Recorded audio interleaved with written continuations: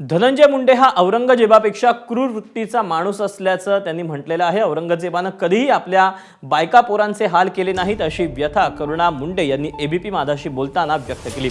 करुणा मुंडे यांना दरमहा 2 लाखांची पोटगी देण्याचं कुटुंब न्यायालयानं दिलेले आदेश कायम ठेवलं।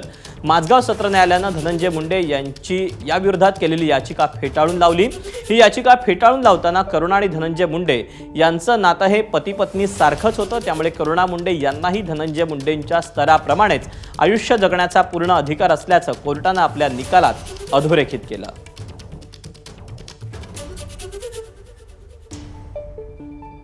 सोबत स्वतः करुणा मुंडे आहेत। करुणाजी, कोर्टाचा निकाल तुमच्या बाजूने लागलेला आहे, काय तुमची प्रतिक्रिया आहे हा निकालाची प्रत वाचल्यानंतर? खूप क्रूर आणि इतकी नीच से भी नीच।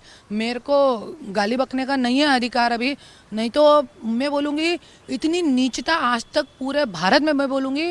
वो है ना पिक्चर अभी आई है, उसमें कौन विलन है, ये क्या बोलते हैं उसको, वो छावा पिक्चर में जो कौन विलन है, औरंगजेब भी फीका पड़ जाए, इतने नीच वृत्ति के ये लोग हैं। औरंगजेब ने भी अपनी बीबी को जेल में नहीं डाला होगा, इस तरीके से नहीं करा होगा। उसने नमक डाला पर बाथरूम नहीं करी किसी के मुंह पे। इतने नीच वृत्ति के लोग, और ऐसे मेरे साथ भी जो 27 वर्ष का सफ़र रहा है वो ऐसा इतना क्रूर वृत्ति का रहा है, फिर भी एक 2 मुलाबाळांच्या तोंड बघून एक महिला, सगळ्यांना माहिती आहे जे भारतीय महिला आहे त्यांना अगोदरपासून असंच शिकवलं जातं की नी आपल्या घरामध्ये बसायचं आहे, नवरा जरी मारे पीटे जिंदा गाड़ भी दे तो तुम सहन करो और आगे चलो। तो ये सगळी गोष्ट जी आहे ये खूप बघण्यासारखी असणार आहे आमचे डोमेस्टिक व्हायलन्समध्ये, आणि याच्यामध्ये 100% त्यांना सजा पण होणार आहे। जे लोक आहे ना याच्यामध्ये, फक्त धनंजय मुंडे नाही आहे, खूप सारे गुंड गँग हे सगळे लोकांना जेल होणार आहे।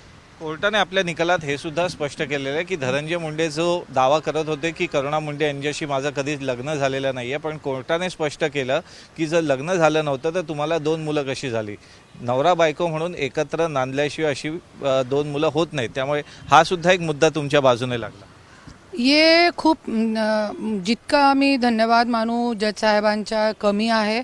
आणि जसे की धनंजय मुंडेने काय नमूद केलेलं, झूट बोलण्याची एक हद्द असते, पण हे व्यक्तीकडे हद्दच नाही आहे। कोण त्यांना डोक्यामध्ये हे झूट भरतोय मला कळत नाही, माझ्याकडे पुरावा आहे। एबीपी माझा, उघडा डोळे बघा नीट।